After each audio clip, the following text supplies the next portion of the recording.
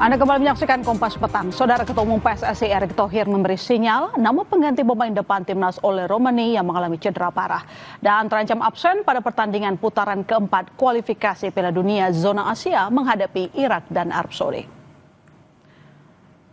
Erick menyebut timnas tak boleh bergantung pada satu pemain di lini depan. Saat ini menurutnya, timnas mempunyai sejumlah pemain yang bisa menggantikan Ole yang kemungkinan bakal absen dalam pertandingan yang berlangsung pada 8 dan 11 Oktober mendatang. Erick menyebut setidaknya ada 4 pemain yang bisa mengisi posisi Ole. Keempatnya adalah Ragnar Ornmangun, Rafael Schreck, Hoki Caraka, dan Eliano Reinders. Terkait kondisi Ole, Erick mengatakan saat ini pemain depan Oxford tersebut masih menjalani pemulihan di Belanda. Harus beri kesempatan, ada Rafael, ada Ragnar, ada Eliano, ada Hoki. Ya kita nggak boleh nutup mata, kita nggak boleh perjuris dengan pemain yang semua. Ya kalau begitu berarti kita membunuh karir pemain kita, tuh. Ya kan? Semua harus diberi kesempatan sama. Baik. Baik. Dia akan coba recovery secepatnya di Belanda, tidak di Inggris, ya kan? Tim kedokteran Oxford support di sana di Belanda, disupport sama tim kedokteran tim nasional, ya. Tapi tetap kan walaupun gimana Ole itu di Oxford, gitu. Jadi ini kerjasama yang bagus, gitu. Sementara itu lewat akun Instagramnya, Ole Romani menunjukkan perkembangan penanganan cederanya. Ole mengatakan operasi berjalan baik, segera kembali dan tetap ceria.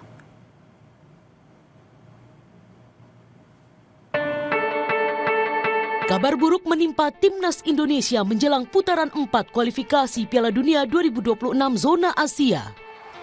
Pemain 25 tahun kelahiran Belanda kemungkinan besar akan absen pada pertandingan kualifikasi Piala Dunia ronde 4 zona Asia menghadapi Arab Saudi dan Irak Oktober mendatang.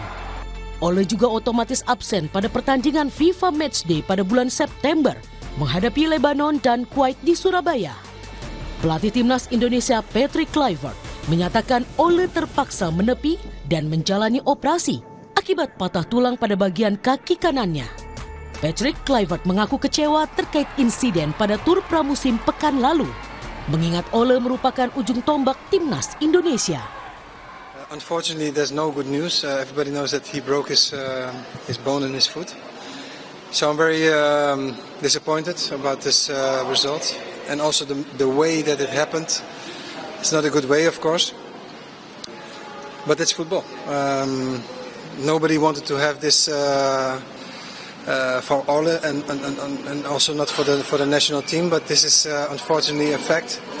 And we need to adapt. It's too early to say who will replace because we got a lot of players who can play in that position. So it's not on me to say now who's going to replace him. But of course, the one who's replacing him or the ones who will replace him will do his best to put his effort to have a good result. Absennya striker timnas Indonesia pada putaran keempat kualifikasi Piala Dunia 2026 membuat analis sepak bola nasional Muhammad Kusnaini khawatir soal kekuatan lini depan skuad Garuda. Namun pria yang akrab disapa bungkus ini tetap optimistis anak asuh Patrick Kluivert dapat tampil optimal di putaran 4. Kalau kita bermain dengan kekuatan penuh, sebetulnya kita harusnya optimis bisa lolos. Ya, jangan berpikir putaran kelima dulu, kita berpikir lolos dulu di putaran keempat. Itu sebetulnya skenarionya. Cuma memang begitu oleh dipastikan operasi dengan waktu pemulihan yang kita belum tahu persis, situasinya jadi agak berubah. Sekarang kita harus berpikir main sebaik-baiknya, mudah-mudahan masih bisa lolos ke putaran kelima. Absennya Ole membuat spekulasi bongkar pasang lini depan timnas Indonesia mulai bermunculan. Seperti pemain 22 tahun Rafael Schreck yang baru saja bergabung dengan Dewa United dengan durasi kontrak 3 musim. Lalu Ragnar Ornmangun yang sering beroperasi di sayap kiri bisa dimainkan di posisi penyerang. Disusul Ramadan Sananta yang kini memperkuat klub Liga Super Brunei di PNM. Nama terakhir ada Hoki Caraka, penyerang 20 tahun yang jadi langganan timnas kelompok umur dan senior. Keempat nama ini bukan tidak mungkin dapat menggantikan posisi Ole pada putaran 4 kualifikasi Piala Dunia Oktober mendatang. Tim Liputan Kompas TV. 3 gol dalam 4 pertandingan timnas menjadi bukti ketajaman seorang Ole Romane. Lalu jika Ole belum pulih dari cedera saat putaran 4 kualifikasi Piala Dunia Oktober nanti, antisipasi apa yang harus disiapkan? Kita akan membahas bersama mantan striker timnas Indrianto Nugroho dan juga analis sepak bola Gita Suwondo. Selamat petang, Bung Nung. Selamat petang, Bung Gita. Ya, selamat petang. Selamat petang, Mbak. Terima kasih telah bergabung. Saya mungkin ke Bung Gita dulu, Bung. Kalau Indonesia versus Liga Arab, ini kan kita kayak seakan-akan mainnya di Liga Arab gitu ya, tanpa Ole gitu. Besar peluangnya? Masih ada kesempatan untuk menang? Dengan Ole pun sebenarnya kita tidak difavoritkan untuk bisa melangkah mudah. Kenapa? Meskipun kemarin di beberapa pertandingan Ole lah yang berkontribusi memenangkan Indonesia, Bung. Ya betul, dia bikin 3 gol dalam 4 pertandingan, tapi kan kelihatan waktu lawan Jepang juga dia tidak bisa berbuat apa-apa. Waktu lawan Australia juga dia cetak gol setelah kita ketinggalan. Nggak mengecilkan artinya timnas, perjuangan mereka sudah bagus sekali. Ya. Dan hasil yang positif kan kita capai kalau kita bermain di kandang. Artinya kita mencatat kemenangan 3 kali itu tiga-tiganya di kandang, kemudian 1 kali hasil imbang dan hanya kalah dari Jepang di kandang. Tapi away kita dari 6 tim yang lolos ke putaran keempat ini, kita satu-satunya yang tidak pernah mencatat kemenangan. Kita pernah menahan imbang Arab Saudi di Riyadh 1-1. Itu yang menurut saya adalah permainan terbaik timnas away sejauh ini. Kita bermain menyerang, kita melayani Arab Saudi di babak pertama, walaupun tertekan di babak kedua, ada penyelamatan penalti Martin Paes. Tapi intinya adalah kali ini kan kalau mau lolos setidaknya ke putaran kelima itu kita kan harus 1 kali menang, 1 kali imbang, tidak boleh kalah. Itu yang mungkin akan sulit karena kita juga rekornya belum pernah menang dalam waktu dekat dari Arab Saudi. Kita hanya imbang melawan Arab Saudi. Dan kalau kita mendapatkan 2 kali hasil imbang tanpa gol, ya repot juga kita, walaupun kita predikatnya adalah tidak terkalahkan di putaran keempat. Itu aja. Dan tanpa Ole memang akan ada banyak penggantinya, Ragnar salah satunya. Tapi kan mungkin tidak akan sehebat Ole.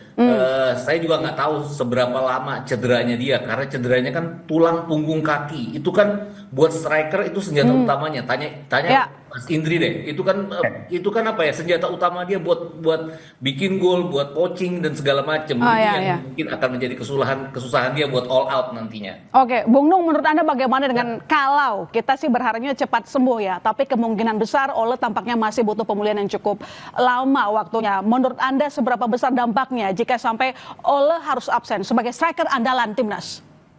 Pastinya berdampak besar juga ya. Tadi Bung kita sudah bicara bahwa Ole dalam 4 pertandingan bisa membuat 3 gol. Ini suatu prestasi yang bagus sebagai seorang striker. Tapi juga kita tidak mengesampingkan beberapa pemain kita. Striker kita juga sebenarnya mampu ya, seperti Ratnar Olahraga, terus ada Rafael Strijk juga pernah melakukan hal melawan Korea waktu itu dengan gol-golnya. Dan kita juga tidak sebenarnya ada beberapa pemain, opsi-opsi pemain lokal kita, Hoki Caraka, Sananta, terus Bagaskara, tapi mereka belum mendapatkan jam terbang. Jadi ya saya berharap Ole lebih cepat operasi dan pemulihannya gitu, Mbak. Bung Nung, kan ada 4 nama yang disampaikan oleh Pak Erik ya kemarin, mulai dari Hoki Caraka, kemudian Strijk gitu. Anda melihatnya potensinya seperti apa mereka? Iya, mereka sebenarnya pemain-pemain kunci di beberapa timnya masing-masing ya di Liga 1, dan mereka juga menurut saya patut dikasih kesempatan juga. Tapi ya semuanya kembali ke Patrick Kluivert nanti, apakah mereka mau menurunkan pemain-pemain lokal kita. Padahal pemain lokal kita ya tidak beda jauh sebenarnya, cuman belum ada kesempatan aja mereka untuk menampilkan penampilan yang terbaik buat Indonesia gitu, Mbak. Oke, Mbak. Bung Gita, dari nama-nama yang disampaikan oleh Pak Erik, salah satunya adalah yang bahkan tidak dipanggil oleh Kluivert saat bertanding, Hoki Caraka. Tapi kemudian dia disampaikan bisa menjadi peluang striker pengganti dari Ole. Menurut Anda kira-kira sudah tepat nama-nama yang disampaikan oleh Erik atau Anda punya nama lain yang bisa membawa kemenangan untuk timnas? Kalau melihat keseluruhannya Hoki Caraka iya, dan sekarang kan dia main di AFF Under 23 ya, Oke. belum main sama sekali lawan Brunei kemarin. Layak dicoba sebenarnya. Ada 2 pertandingan lawan Filipina dan lawan Malaysia. Artinya dia bisa secara bergantian bermain dengan Jens Raven nantinya di sana. Kemudian dilihat nanti September nanti kan Ole sudah pasti tidak main. Nah ini kan kesempatan bagi Ragnar atau Struijk atau Hoki Caraka atau bahkan Eliano Reinders untuk bisa mengisi posisi di depan. Reinders kan juga pernah berperan sebagai seorang striker pada saat kita mengalahkan Bahrain ya. Ada satu peluang yang dia buang dari passing yang dilakukan oleh Ricky Kabuaya saat itu. Jadi untuk penempatan posisi dia oke. Penyelesaian mungkin tidak sebaik Ole lakukan dalam beberapa pertandingan terakhir. Ragnar, kalau saya nggak tahu, saya nggak dengar kabar terakhir dari Ragnar. Dia kan absen bulan Juni karena terkena virus ya. Nah virusnya apa yang kita belum tahu. Kalau dia sehat rasa-rasanya akan dia yang akan di depan karena ini peluang dia juga membuktikan bahwa dia bisa cetak gol dari sayap kiri maupun dari tengah sama baiknya. Bung Nung, Anda sebagai mantan pemain begitu, lawan kita itu kan dari Timur Tengah begitu, ini kita kayak mainnya di Liga Arab sih kayaknya gitu. Jadi menurut Anda apa yang perlu kita antisipasi dari mereka, lalu kemudian setelah kita tahu kekuatan dan juga kelemahan lawan, kita bisa merubah game plan kah atau tetap pada plan yang tersusun beberapa waktu lalu yang dilakukan oleh Kluivert?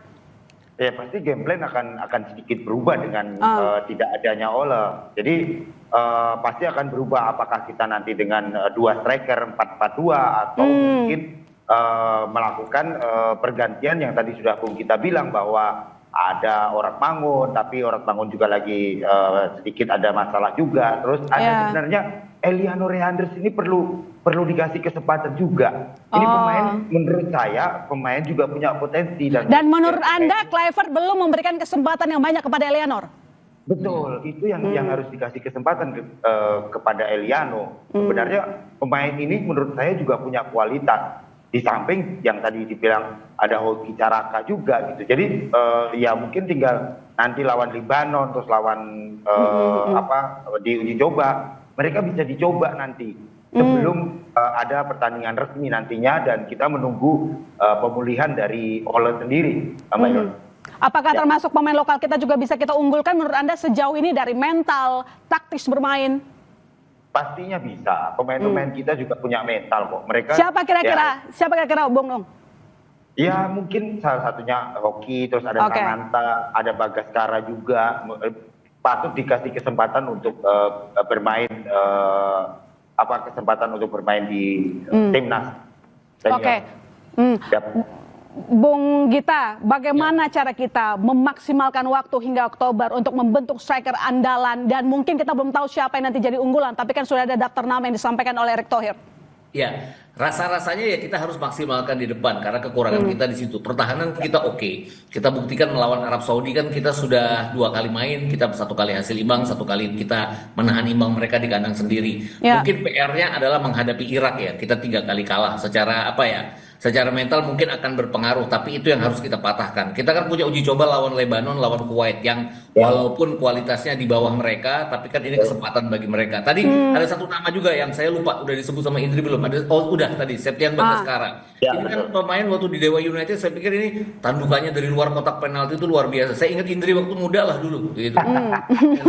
Saya pikir kenapa nggak dicoba, tapi dicobanya kan harus di bulan September pada saat uji coba. Nggak langsung di bulan Oktober karena ini kesempatan bagi mereka, mumpung tidak ada Ole sendiri yang akan tidak main di September. Karena saya yakin kalau ada Ole, pasti Ole yang akan dipasang untuk waktu yang cukup lama dalam 90 menit itu, dan tidak akan mencoba pemain-pemain lain untuk di depan. Dan sekarang tidak ada Ole, ini kesempatan bagi mereka untuk bergantian dicoba dalam 2 pertandingan. Ya, kita lihat juga ketajaman Kluivert memilih striker andalan nanti ya, kalau memang benar Ole tidak bisa bertanding Oktober nanti. Terima kasih Bung Gita, terima kasih Mas Nung telah bergabung di Kompas Petang. Usai jeda saudara, Kompas Petang kembali dengan informasi Presiden ke-7 Republik Indonesia Joko Widodo memastikan akan menghadiri Kongres PSI besok yang salah satu agendanya menentukan pemilihan ketua umum baru. Simak juga perbincangannya di Kompas Petang sesaat lagi.